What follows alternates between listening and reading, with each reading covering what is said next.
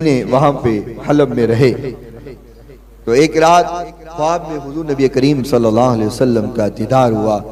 आका ने फरमाया, बिलाल ये कोई वफा तो न की तूने, इतनी बेवफाई अच्छी तो नहीं है कि मेरे शहर को छोड़ आया है। बिलाल तू हमसे मिलने नहीं आता, बिलाल हमारी मुलाकात को नहीं आता। हजरत बिलाल उठे और जल्दी से सवारी पकड़ी और शाम से निकले और मदीने की तरफ सफर रवा हुआ। मदीने पे पहुंचे और पहुंच करके गलियों में उसी तरह दीवानावार लोगों से पूछते हैं, हुजूर को कहीं देखा है, आका को कहीं देखा है? लोग कहते हैं, बिलाल क्या बात करते हो, आका तो विसाल फरमा गए। कहते नहीं हुजूर मुझे मिले हैं। आका ने फरमाया है, बिलाल मुझे मिलते क्यों नहीं हो, मुझे मुलाकात करने क्यों नहीं आते?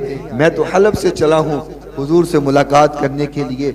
और इस तरह चलते चलते हुजूर नबी करीम सल्लल्लाहु अलैहि वसल्लम के रोजे पर पहुंचे और हुजूर की कब्र मुबारक पर सर रख करके रोने लगे।